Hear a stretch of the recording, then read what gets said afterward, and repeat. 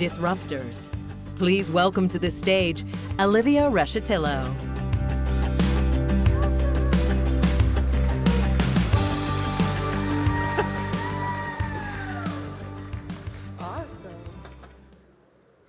Thank you, everyone. Oh, it's kind of exciting that I get to see everyone's faces in the front. Hi. Awesome. Well, we're here for a really exciting panel today, and I'm beyond honored to kick it off. My name's Olivia Reshetylo. I am the Governance and Social Impact Advisor at Modern West Advisory. And the other hat I wear when I'm in the EDU space is I am our Event Inclusion and Youth Engagement Specialist. And so I'm so excited today to have a conversation with 4 incredible women about Canada stepping up in culture and ambition. As we navigate the complexities of transforming our energy systems, it's really easy to focus on the technological pieces of the puzzle, the policy shifts, and the economics. But at the heart of the transition is something so fundamental, and that's psychological safety. How do we feel safe in our spaces and our workplaces to challenge the status quo? How do we build bold ideas and challenge perspectives? In an industry where risk is so inherent, how do we create spaces where people feel empowered to step up and make suggestions? So today I have 4 incredible panelists, all women, which I think should be noted, who are contributing to this transformation in their own unique ways. They're bringing diverse perspectives from across industries, and together we'll explore how fostering psychological safety in the workplace is not just about individual growth, it's about empowering a collective ambition towards transformation that Canada and no doubt the world needs. So please let me introduce our panelists. First, we have Shelley Powell, Senior Vice President of Operational Improvement and Support Services at Suncor.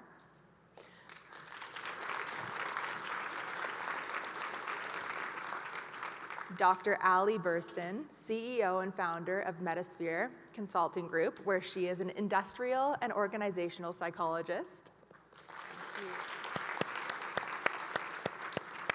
Nikki Sanchez, an Indigenous media maker, TEDx speaker, author, and environmental educator, and founder of Decolonize Together. And last but certainly not least, we have Candace Newman, Vice President of Human Resources at Cenovus.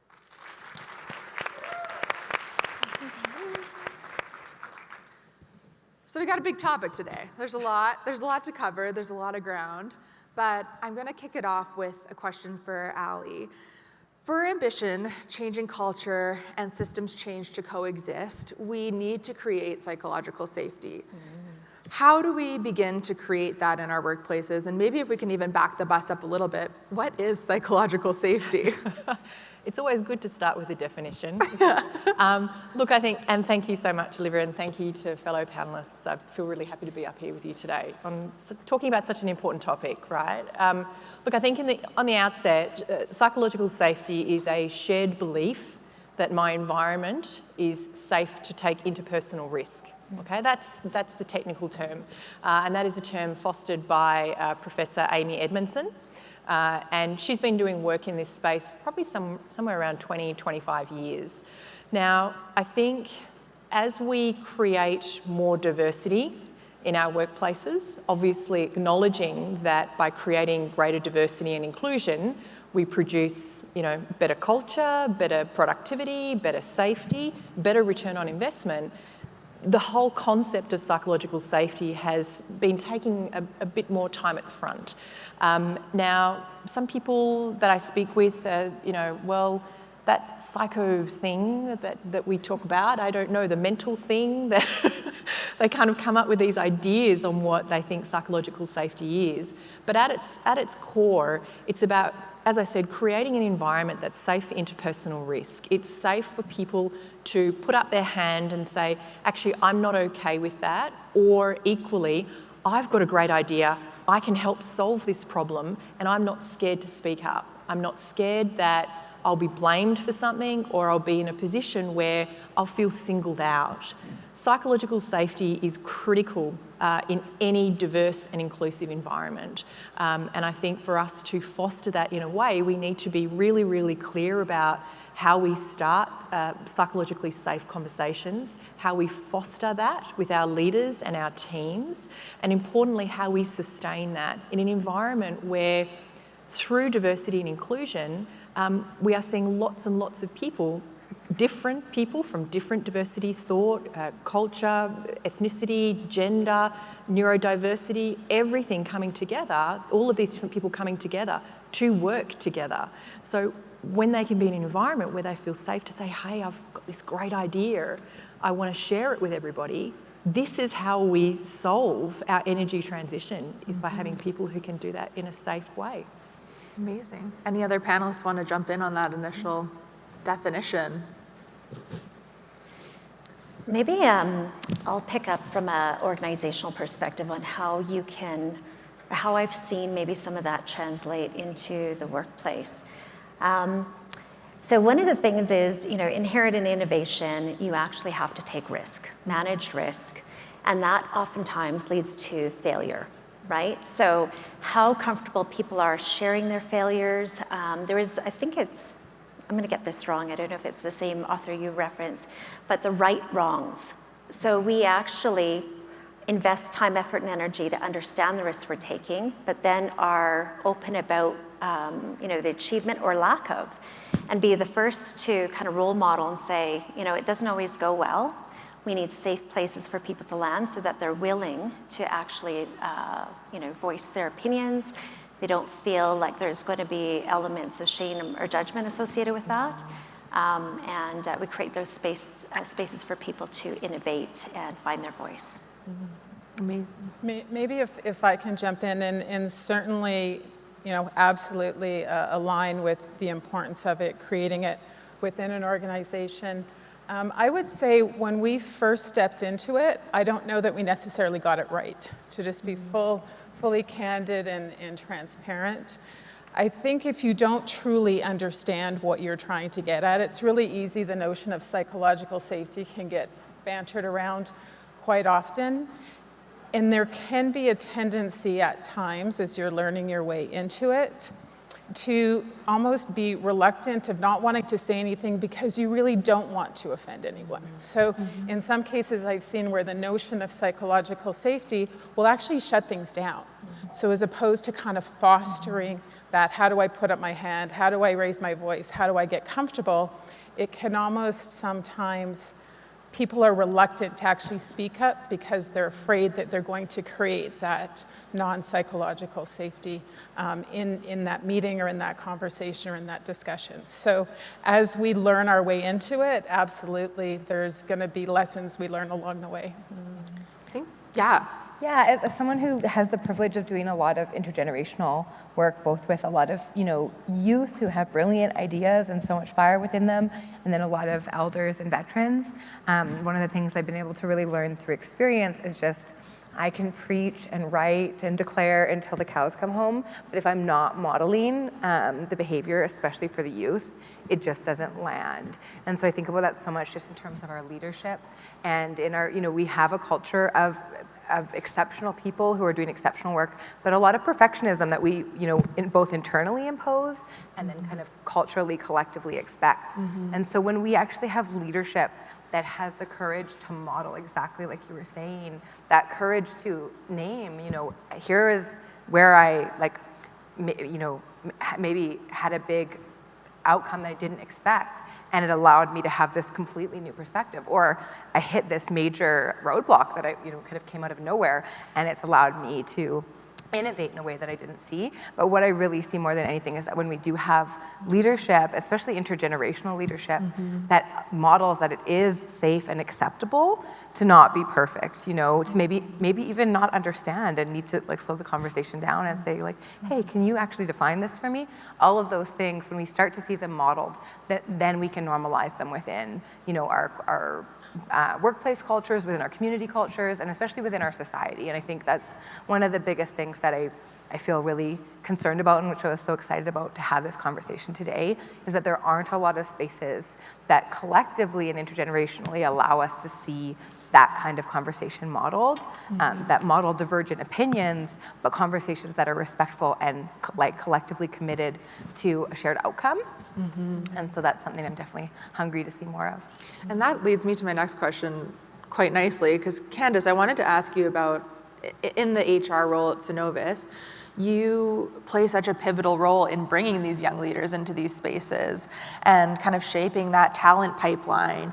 And in an industry that's undergoing such significant transformation, how can we, within organizations, create that safety and nurture and engage young people within our organizations to kind of foster that next generation of leaders so that they do have, as Nikki was saying, that safety to be able to fail, to be able to speak up, to be able to challenge? So this is an area that I'm particularly passionate about at Synovus, but also in other places that I've worked. I think you have to start with the values that the company holds that allows people the opportunity to kind of put words against, creating that safe space. So we have kind of 4 areas that we look at within Synovus. Make it better, protect what matters, do it right, and do it together. Pretty simple, but really ways that kind of ground a lot of our dialogues, including how we look at innovation, how we innovate. And I guess maybe, I'll think about how do we role model and how do we create the space in organizations to do that? I think part of it is you have to create intentional space and a mandate to innovate.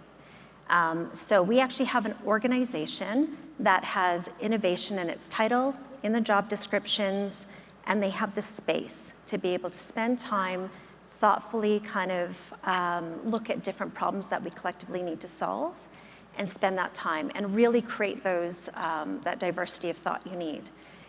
I would say secondly is one of the beliefs we have is that we're better together. Like, we could go off and solve all the world's problems at Synovus, and we wouldn't be doing that as well as if we collaborated with other industries and other groups that have fantastic differing perspectives. I was just chatting with Kevin Krusert. You may have seen him, or he may be here earlier, but one of the programs that we sponsor, I know Suncor sponsors as well, is the Avatar program. And that's where we actually bring people, and whether they're, new grads in our company or experienced professionals, they come together to solve problems that are across the industry and frankly in Canada. So that would be the second thing, is actually role model and sponsor and create space for people to meet as an industry and as a collective group of interested participants.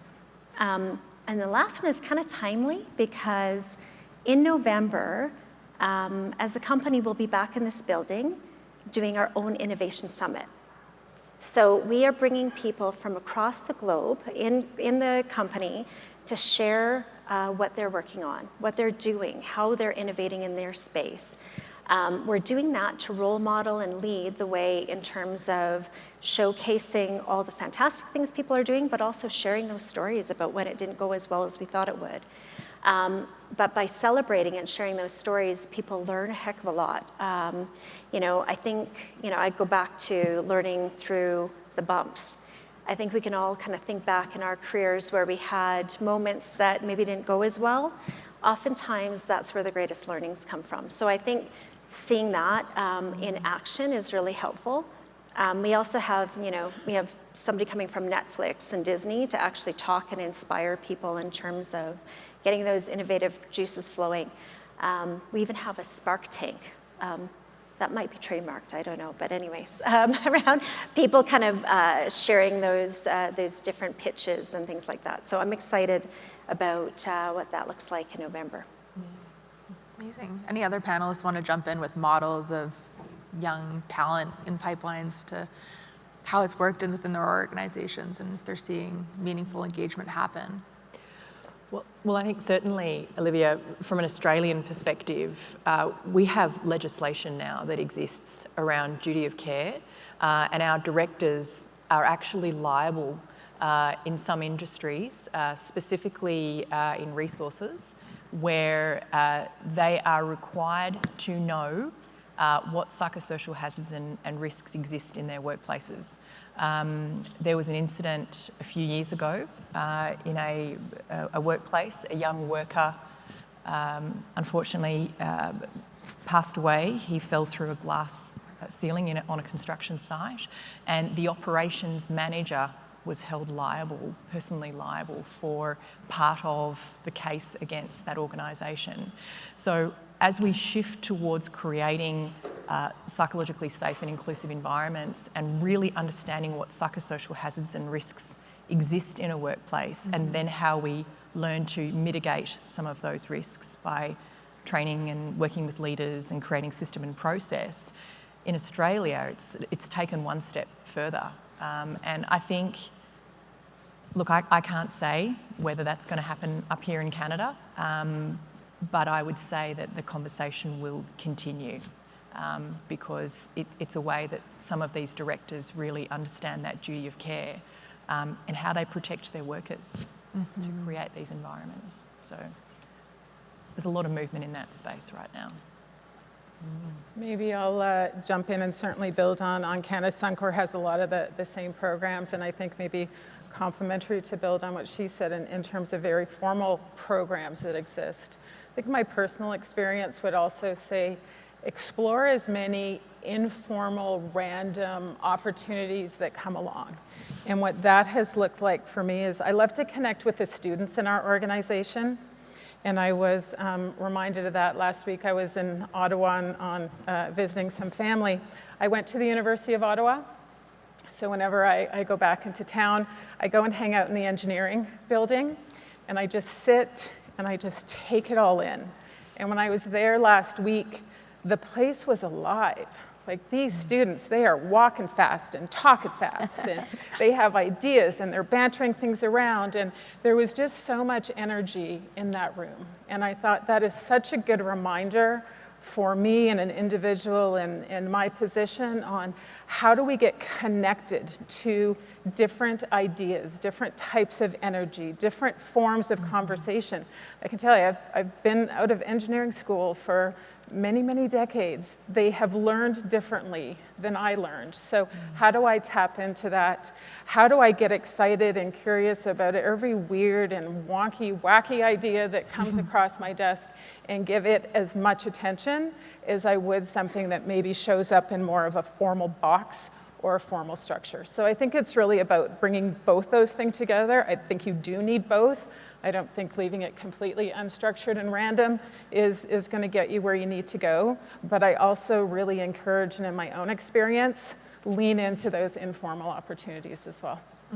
I want to dig into that a little more, Shelley, because I love that you're bringing to this panel operational experience and being in the field. And as a senior leader in energy, you've navigated what is traditionally such a male-dominated space. And I'm just curious about your experience as a female leader, how it's influenced your perspective in creating more inclusive and forward-thinking spaces. How has your time in field helped you be a better leader in this space? For sure. Well, certainly, as I said, I've been out of school for a couple decades. Next year will be 3 decades, to be exact. So it's a big number. I don't like to say it too often because people start doing the math. But things have changed considerably. So with 30 years of experience, it lets you look back and see not only how far we've come, but I would say also acknowledge how far we still have yet to go. We are not where we need to be, and we still have a lot of work in front of us. But if I think back to what life was like 30 years ago, I joined Suncor. I was a process operator. So in a refinery, I worked in a hydrocracker, for folks that know what that means. I worked in a control room on shift. There were 6 gentlemen, were part of my crew. I had a pipe wrench and a flashlight. I oiled compressors. I took water samples. And the gentlemen on my crew were kind of late 40s, early 50s, and I showed up and I was 23. So now you can really do the easy math. And the first shift I had was a night shift. I walk into this control room. They knew I was coming, but I don't think they were really ready for me. And this gentleman walks up to me. He says, "I'm Rob." I'm really excited. I'm like, "Hi, Rob." And he says, I don't want to train you, but I have to. So be quiet, ask no questions, and just follow me. So I was like, okay. And away I went. And I share that as a little bit of a reflection on where we are today. Because 30 years ago, we were not talking about diversity. We were not talking about inclusion. We were not talking about psychological safety. We did not have programs to actually foster the best contribution that people could bring into the workplace and into their team environment. So the notion of 4 women sitting on a panel 30 years ago, like not even on our radar. So where we are now is light years ahead of where we were then, but still not where we need to be. And certainly what we've learned about culture and diversity and inclusion, back then I would say we didn't know what we didn't know. Now we do, right? There's a really wonderful quote by a famous US author and poet, Maya Angelou, and Maya has said, when you know better, do better. And I would say, I certainly know better now. I think collectively, we know better now. And that tells us that we get better performance within our teams. We get better business outcomes. We solve big, complex, challenging problems better when we have diversity and inclusion around the table. Now, at the same time, what we know is that just having diversity doesn't make it better. If you have a dysfunctional team and you add diversity, that just means you're going to have a diverse dysfunctional team. It's not going to make it better. So it really is, how do we lean into that inclusion? And I have seen that to the most senior teams within organizations. It's been my own experience. You need to leverage that inclusion. You need to mine it. You need to encourage it. You need to create space to welcome all those conversations into the discussion. And when you do that, I have seen the pace of change, the pace of problem solving just accelerate exponentially. Sorry, I'm just gold. Gold. I love it.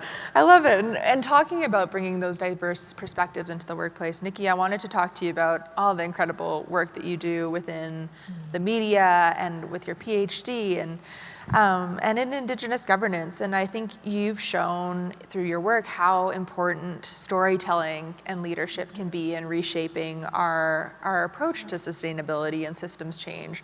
And so I'm curious, you advocate for decolonized leadership, and maybe part 1 here, you can kind of break that down for the audience, what that really means. And can you explain how these frameworks can help guide us, specifically within Canada, towards a cultural shift towards sustainability?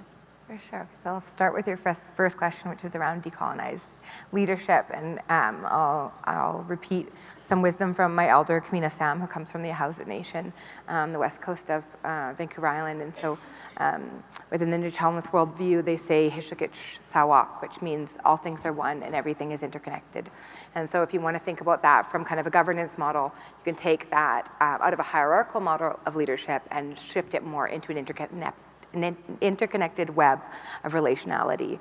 And so one of the things I've been thinking a lot about recently in terms of like how we move forward in the best way and really utilize the diversity of perspectives, not just from our cultural locations or gender, but also from our locations within our lifespan, right?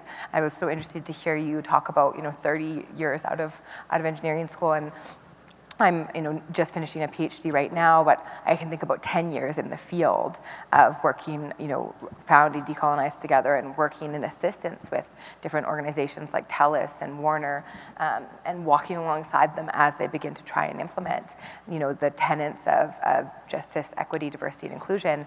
And sometimes I can find myself feeling very much the way you do about like, we're not where we need to be yet, and I'll get stuck there and feel impatient. And then I'll remind myself what this landscape looked like 10 years ago when,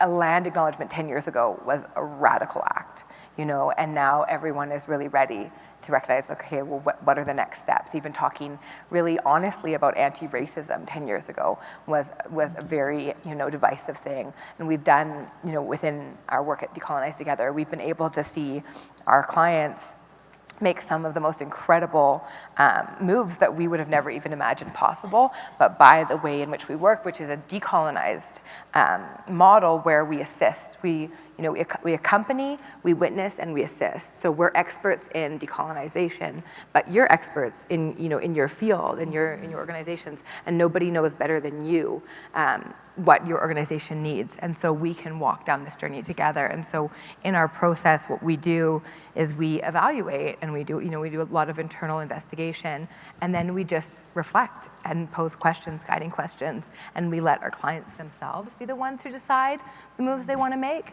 And we have seen millions of dollars in funding be redirected towards having nonprofits led by Indigenous nations whose land companies are operating upon. We've seen companies adopt some of the most inclusive and evolved paternity and maternity leave policies for their employees. We have seen, incubators for innovation and media creators be created. There's things that we would have never imagined possible or requested, but in accompanying people to have that self-awareness about what's going on in their organizations, we've just seen really unbelievable achievements. And that, I think, is why I keep working in this space, because it has been so inspiring.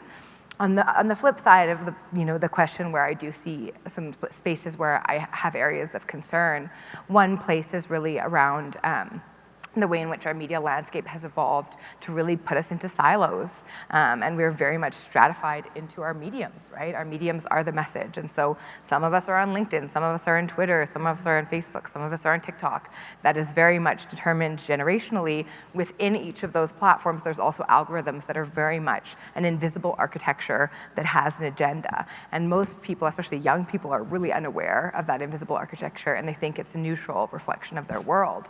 And so unless we actively do work to kind of, diminish those barriers, we really are going to be locked into these echo chambers and these siloed conversations that don't model, intergenerational and positive feedback loops of knowledge, of like youthful innovation and diverse POV perspectives and voices being brought to the table, the voices from the margins. Thank you for quoting Maya Angelou, one of our ancestors who's brought so much wisdom to the world, but who was someone who really had to fight to have her voice listened to. And so I think we can take that, we can know better and do better now. And so we can look at our landscapes in terms of, even our preliminary conversations of how exciting it is to be able to share this conversation on stage, not only just to have it be, an entirely female panel, but to be coming from many different perspectives, many different places in terms of, the trajectories of our careers, but to have this conversation and have the opportunity to learn from each other in a really mutually enthusiastic and respectful way. One of the things that I do feel concerned about is that we don't see that a lot in our social spaces and in our media landscapes. I don't see it, I don't see it on CBC Radio, I don't see it on Facebook discussion forums, I don't see it on Twitter. I don't see things that aren't polarized in terms of modeling. How do we have respectfully, dissenting opinions, and how do we still commit to working together for outcomes that we're both invested in?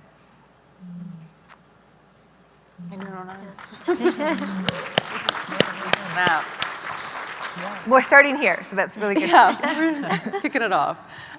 Ali, I maybe want you to jump in on that for folks that maybe are having trouble internalizing this to their own organizations. Can you talk a little bit about why creating these atmospheres, kind of the holistic benefit of creating these atmospheres within our workplaces and how it affects so many different parts of an organization? Yeah, so we do a lot of work in this space, specifically using a human-centric approach, right? So the human centricity piece really ensures that we're building system and process, program, training, development, whatever that looks like, with the aim and the intention to meet the needs of our people and their requirements and their needs. So, I spoke earlier today about a program we had done, and certainly sharing that experience with others.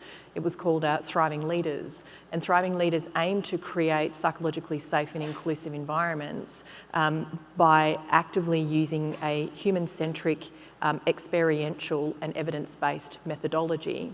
Now, in doing so and working with, in this instance, 165 leaders out on a site, ranging from sort of supervisor all the way up to an asset president, what we found is by being very effective in this work, we had these participants displaying these new behaviours that represent inclusivity, represent curiousness, represent vulnerability, and represent this notion that it's okay to ask questions. I'm not going to sort of say, don't say anything, just get on with it. We found that they were displaying these behaviours 90% of the time, which then increased engagement. It increased the loyalty that we have with our employees. We get better safety performance, we get better productivity, we get better diversity of thought to solve problems that we need to be solving every day in a rapidly changing workplace. So by actually being able to work with some of these leaders and show them different ways of perhaps reframing a conversation, or equally saying, okay, here is a tip, try this, right? Next time you're in a pre-start or next time you're in a meeting, perhaps ask a cultural safety question. I don't know, something along those lines where you're being curious about that individual's lived experience enables more conversation to start. So that was certainly one of our pieces of work that we've done in this space to help generate, as I said, that those outcomes around engagement, etc. So, yeah. I want to jump in. Amazing. Shelley, I want to come back to you and ask you about, kind of as you're working in the operational space, how you're seeing the sector evolving, and kind of there's always this pressure and demand of profitability within companies. And so how do we balance that demand for profitability with the need for these long-term environmental shifts and creating these spaces of psychological safety that we're talking about today? How can we kind of hold those two things as equal? Yeah, and maybe it comes back to when you know better, do better, because I think we've actually learned a lot in that space as well on where does profitability come together with culture, with diversity, and with environmental performance. And I think, old school thinking, probably 30 years ago when Rob was taking me through the hydrocracker, it was a view that these things were actually mutually exclusive.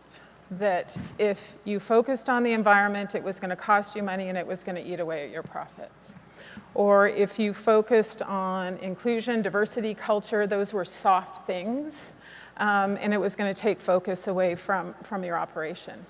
And I think over time, through some of these difficult conversations that we're having and we're learning in this space, we've actually recognized that those are old, outdated, antiquated ideas. That profitability and entire corporation ecosystems thrive when you bring together inclusion, diversity, culture, profitability, environmental performance, and really all dimensions of business outcomes. And again, you can either do it because you think it's the right thing to do, which personally, I think it's the right thing to do, or you can look at, there's an entire body of literature out there that points to companies that have diverse teams. In particular, there was a report from McKinsey that pointed to organizations that are top quartile in terms of diversity within their organization are 35% more likely to outperform their competitors in their financial metrics. So there is real financial business case performance metrics that you can look at. So it's, you do it because you believe it, or you do it because you think it's the right thing to do for your business or your organization. But I've really seen where these things come together, where they overlap, that's where the magic happens. And it really comes because we are open to different voices around the table, we're open to different perspectives, we're open to different solutions and ways to approach different solutions. And you don't get that if you're sitting in your office by yourself with the door closed. And I think, Shelley, on that point too, I think fundamentally it's about creating a sense of belonging for everybody, right? I feel like I belong even though I'm perhaps from a different culture than you, or I'm a different sexual orientation, or I'm neurodiverse. I have a sense of belonging and I feel like I'm supposed to be here. We know with the sense of belonging that helps us create connection and also has a whole raft of different advantages. And I think that piece can sometimes be underrated when we look at the diversity in there. Yeah, I also think there are so many other benefits to your points on connecting the dots to other performance measures. So if you look at any company's proxy, if you look at any statistics, all of our companies that we live and work with often will have a safety metric. Like, I would say most should if they don't already. But we know that human and organizational performance, if people feel like they have a sense of belonging, if people feel like they can speak up, will absolutely drive safety outcomes. And you can go throughout this a couple of different ways, whether they're in Australia, if it's more regulation, or if it's more inorganic within companies.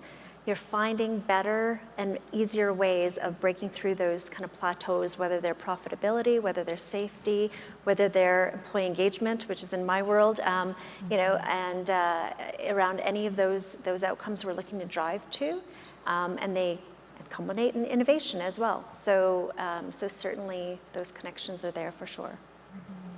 I'll jump in of just so I know in 2023, diversity, equity, and inclusion was an $8 billion industry in the United States alone.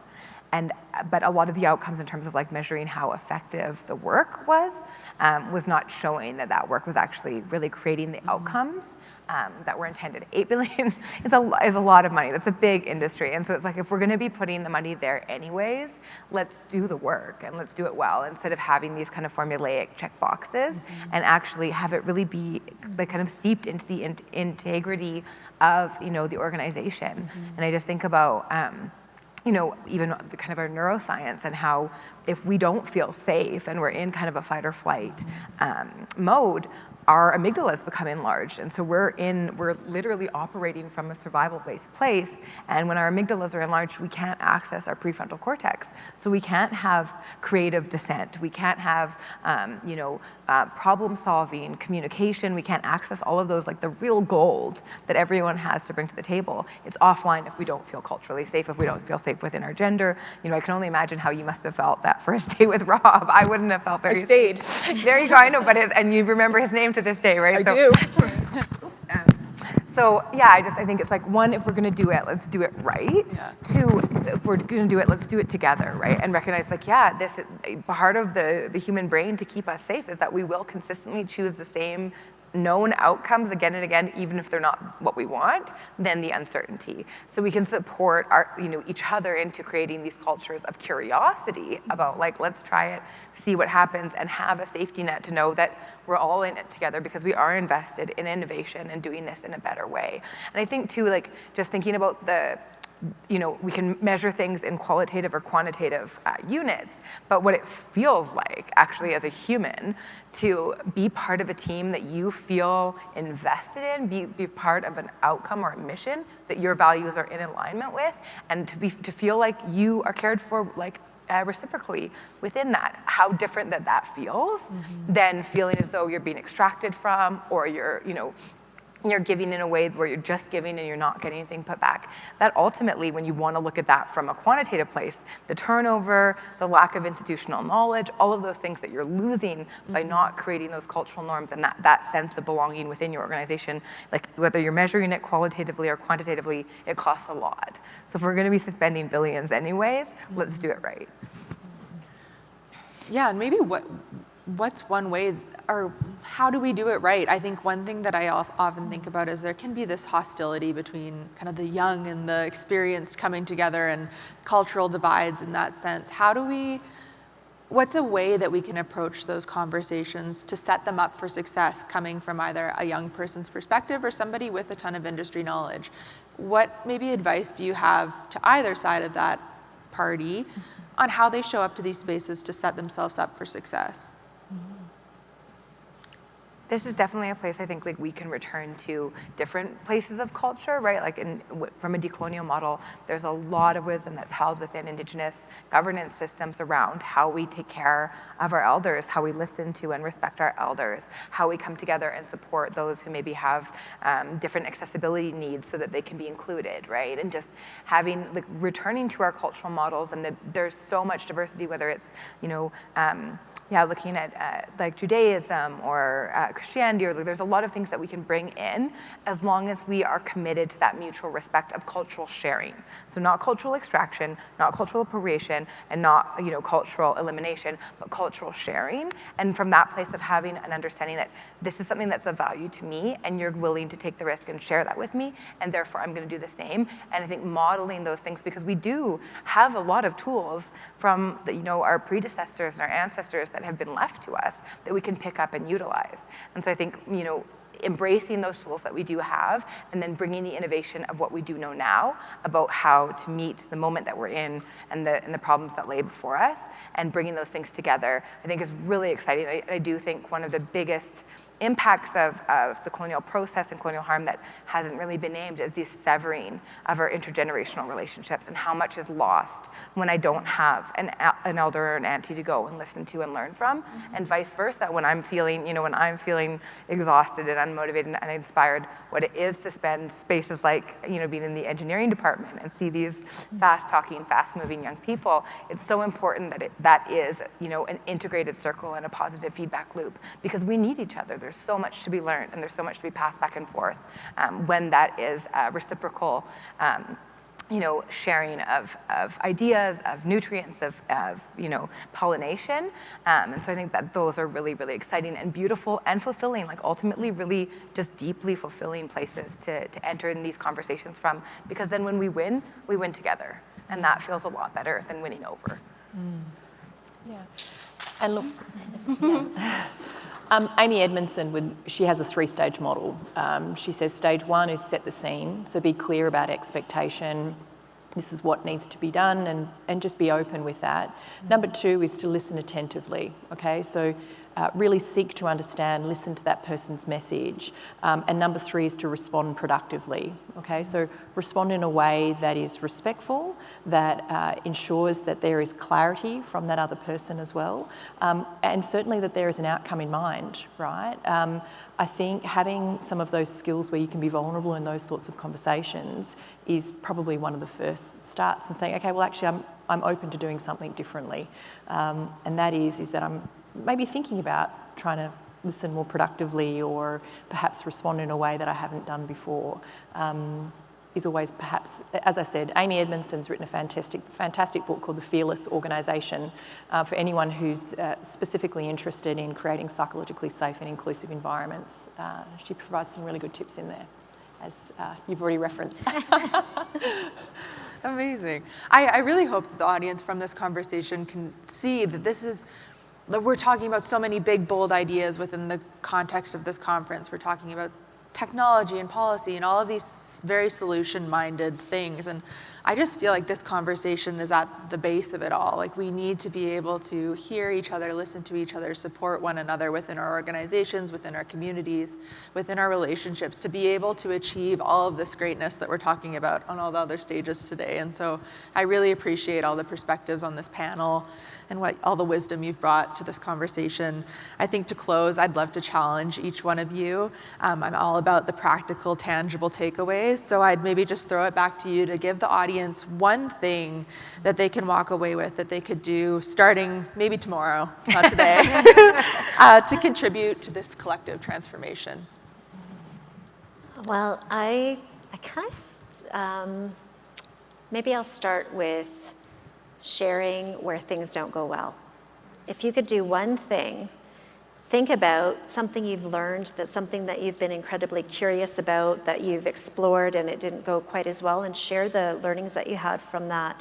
And I always, you know, the term failure feels heavy, but share that. You would be shocked at how much that solicits from somebody else to feel a level of, whether it's authenticity, vulnerability back.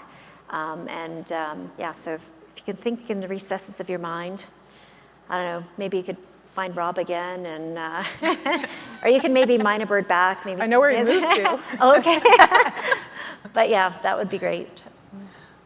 I would say, yeah, I'm going to repeat the quote that I shared in my main stage talk yesterday, which is an Einstein quote, which has just been repeating itself in my mind over the past month, which is, monotony collapses time and novelty unfolds it. And I think about that in terms of like how much possibility there is for us when we get curious. So when we can take our brains out of that place of fear to curiosity, what suddenly becomes like, otherwise would be just this condensed little brick. Suddenly we can fold it out into this beautiful accordion of possibilities. And so that place of curiosity, I would really invite folks to like get curious about each other in a way that maybe you haven't before, in the way that maybe we move through and we make assumptions about one another, or we think like this person wouldn't want to talk to me, or we're too busy to stop and chat. Get really curious without assumptions, right? And just, I feel really grateful. I come from the west coast of BC. I grew up kind of small town vibes, and you talk to strangers. And when you talk to strangers in a curious way with a genuine open heart, the things that you learn about people and the things that you learn in general are really incredible. And I think starting to practice that, like even just for your own, your own selfish reasons, how much that enriches your life when you start to get curious about the people around you, and all of a sudden you realize just how much, brilliance there is that you can tap into when you are open-minded and curious about people. Yeah, I would say, look, I think there's plenty of things, but I think at its core, it's connection and trust, first and foremost. Yeah. And I'm going to leave you with two. The first, I think, to build on Nikki, be humble. When you walk into conversations and think you have all the answers, it's really hard to be curious, and it's really hard to listen when you're just waiting to let people know how smart you are. So be humble. The second I would leave you with is be proud of Canada. We are doing incredible work. Be proud that you're sitting in a room that is fostering even this type of conversation. We have the ability to be leaders in this space. We have so much talent, and it's going to take that talent to really tackle some of the challenges that are in front of us. So be proud of that. Love it.